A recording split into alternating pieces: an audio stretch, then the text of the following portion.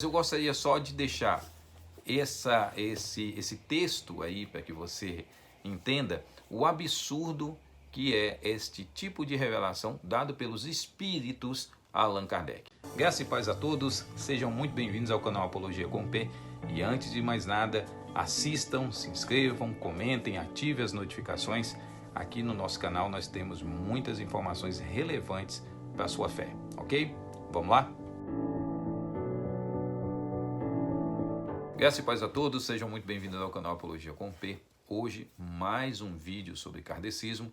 E eu gostaria, desde já, logo na abertura desse vídeo, de dizer que a forma de retratar o kardecismo, de discutir as questões que nós vamos ver nesse vídeo, não tem como intenção nenhuma atingir indivíduos. Nossa crítica sempre é uma crítica estendida aos sistemas, tá certo? Então, não é indivíduos. No dia que a gente quiser aqui, no dia que eu definir atacar algum indivíduo, vou atacá-lo pelo nome, tá certo? Então, por favor, os kardecistas que venham assistir esse vídeo, não entendam isso como um ataque pessoal a nenhum de vocês de forma particular, de forma privada, mas simplesmente um questionamento à luz dos escritos kardecistas e à luz da razão, da reflexão e do cristianismo bíblico, tá? Essa é a intenção sempre de trazer algumas verdades à tona, sempre à luz dessas questões. Hoje eu gostaria de tratar aqui sobre um assunto bem interessante, e aí eu vou usar como base um livro espírita em torno de Rivail, que é o mundo em que viveu Allan Kardec. Então, um estudo muito legal, histórico-sociológico, histórico-filosófico-sociológico, do mundo que circundou ou no mundo aonde viveu Hippolyte Léon Denisard Rivail, o chamado Allan Kardec, tá certo? Então, esse livro é um livro bem interessante para você entender o fundo histórico no qual, histórico, cultural, social, não é? Filosófico, no qual nasceu o espiritismo kardecista na França do século XIX, tá?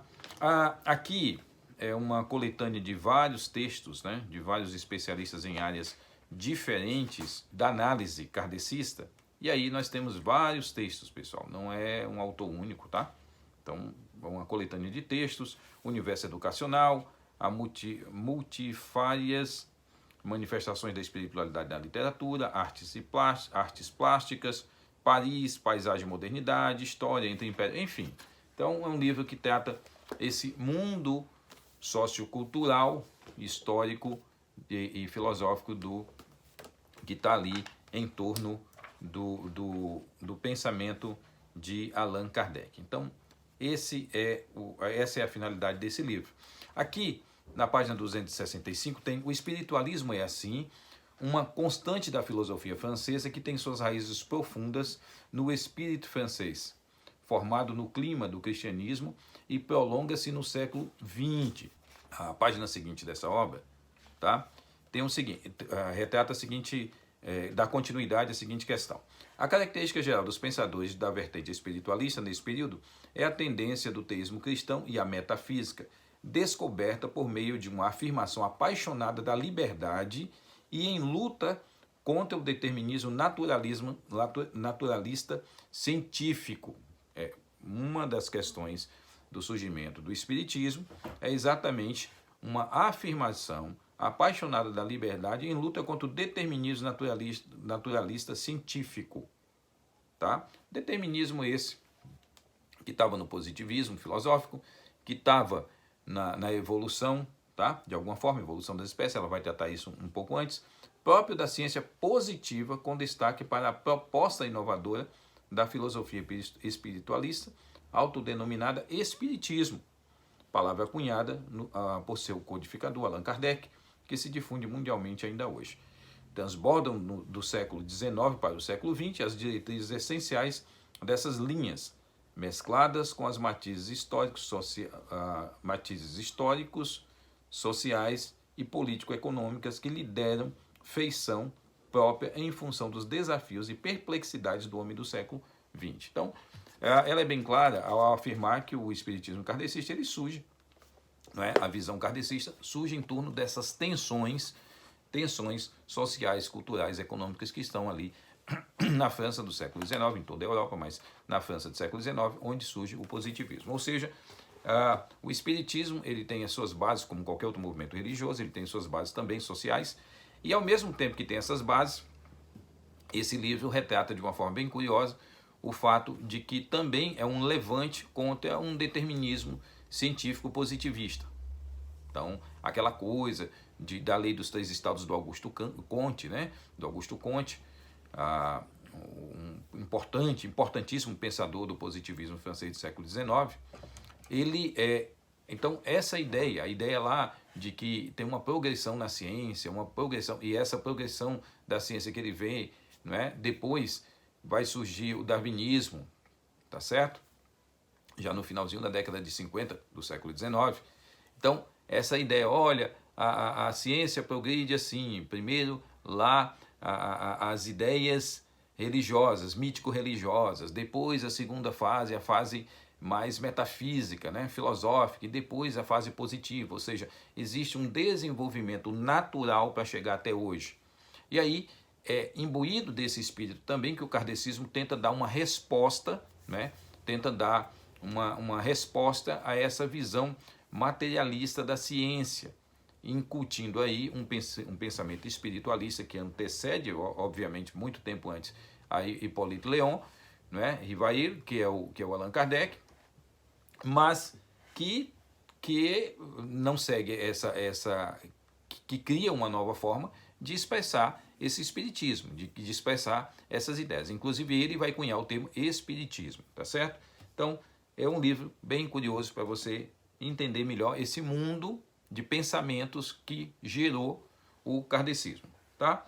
Mas em torno dessa questão, o espiritismo ele vai se ver também como uma tentativa de dar uma resposta a esse positivismo, não é? Esse determinismo dentro da ciência da época do século XIX, que virou uma verdadeira febre. Para vocês terem ideia, ainda no Brasil hoje, nós estamos aqui em pleno século XXI, né? E ainda temos no Brasil do século XXI muita gente falando de ciência de uma forma extremamente positivista, tá? Assista aí os vídeos do canal, 7 razões pelas quais não posso ter fé na ciência, e você vai entender melhor o que eu estou falando e as coisas que ocorrem nesse aspecto aí.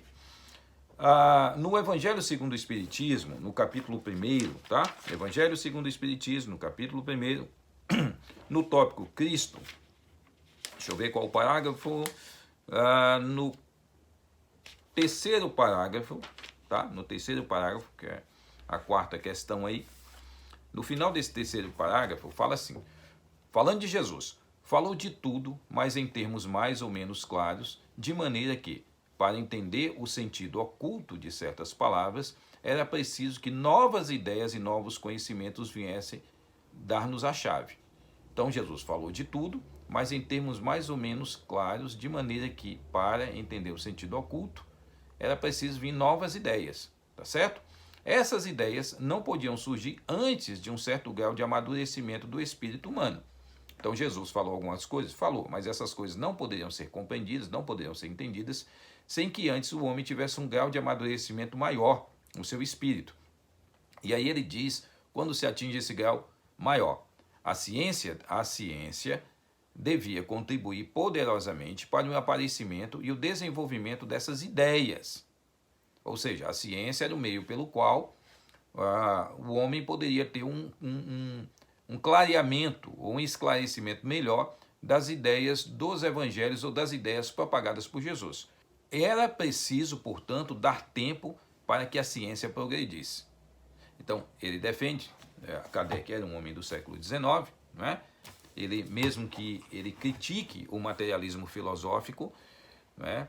Ele critica o materialismo filosófico como a única vertente da verdade absoluta, ele critica isso, mas o seu sistema religioso, o sistema que ele está desenvolvendo, tem um pé fincado na ideia de ciência da época, né? E que a ciência ela progride, para você ter ideia, dentro da história da ciência não se trabalha mais com a ideia de progresso da ciência, as discussões são outras, né? A ciência se desenvolve, sim, mas não de forma progressiva, sendo um pensamento muito forte daquela época. E aí ele disse que era preciso, portanto, dar tempo para que a ciência progredisse. Ao mesmo tempo que ele critica o sistema, o materialismo filosófico, o positivismo de Comte, né, que está dentro do mundo dele, tá? Ele é na França do século XIX, ao mesmo tempo que ele combate isso. Por outro lado, ele diz o seguinte: o progresso da ciência é que vai nos ajudar a entender melhor o pensamento do Cristo. Então, a espiritualidade cristã tem verdades fundamentais, essenciais, tá? Nós vamos nos apropriar dela dentro do nosso espiritualismo, que depois ele vai dar a pitada especial chamando de não mais de fenômeno espiritualista, mas de espiritismo, tá? Que nós vamos depois chamar de kardecismo por causa dele. Mas é bem interessante que eu tenho aqui em mãos, então, eu tenho aqui em mãos o Tesouros da Revista Espírita de Allan Kardec, tá? Condensado de traduções de Alceu Nunes, Federação Espírita do Estado de São Paulo. Isso é uma obra oficial da Federação Espírita do Estado de São Paulo. Então, temos aqui Tesouro das Revistas Espíritas de Allan Kardec. Então, material que o Kardec produziu sobre várias questões da espiritualidade e como ele acreditava que a ciência, o progresso da ciência lançaria luz sobre as questões relativas à fé e nos ajudaria a entender melhor a questão dos espíritos, não é? Ele vai lançar uma pérola aqui da Revista Espírita de outubro de 1860, tá certo? Então, esse é o material produzido pelo Kardec e nessa edição aqui está na página 366 sobre Marte. Então é óbvio, né? Eles estão especulando, eles estão acreditando que a ciência vai lançar luz sobre as verdades fundamentais de tudo, entre os quais da fé, de como entendermos melhor, inclusive as palavras do Cristo, de acordo com o Evangelho segundo o Espiritismo, tá? Como já foi visto. E aí ele expande essa discussão para as questões de ciência geral.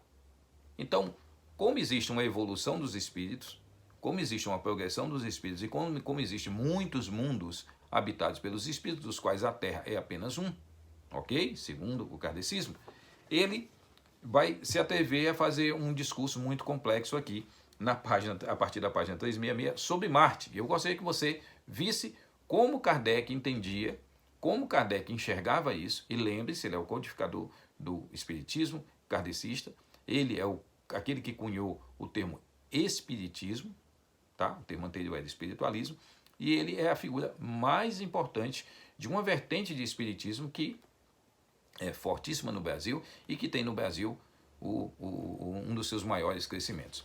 O planeta Marte, olha o que ele diz sobre o planeta Marte. Marte é um planeta inferior à Terra, é o esboço mal feito do nosso planeta. Não é preciso habitá-lo. É a primeira encarnação dos demônios mais grosseiros. Lembrando que eles não acreditam em demônios como o cristianismo crê, espíritos caídos, tá? Mas espíritos em baixa evolução, ou espíritos atrasados. É a primeira encarnação dos demônios mais grosseiros. Seus seres são primitivos, têm forma humana, mas sem beleza alguma e possuem todos os instintos do homem sem a nobreza da bondade. Olha que coisa interessante. Está falando sobre os habitantes de Marte. Satisfazem suas necessidades materiais, bebem, comem, lutam e se unem. No fundo das trevas da sua inteligência existe um vago conhecimento de si mesmo, pois Deus nunca abandona uma criatura. Esse instinto é o suficiente para fazê-los diferentes uns dos outros e prepará-los para uma vida mais completa. Sua vida é curta, como a vida dos pequenos animais, pois esse homem é apenas matéria e vai desaparecer depois de pouco tempo. A terra é árida, com pouca verdura, apenas uma folhagem sombria que a primavera não renova. O dia é sempre igual e cinza. O sol não passa de aparência, jamais brilha e o tempo vai passando com monotonia, sem esperanças e sem diferenças entre as estações, pois não há inverno nem verão. O dia é mais curto e a noite é mais longa. Não há indústria ou invenções. Os habitantes de Marte passam a vida na conquista de alimentos ou de alimento. As moradias são toscas, baixas, como as tocas de feras, e repelentes pela falta de higiene e pela desordem.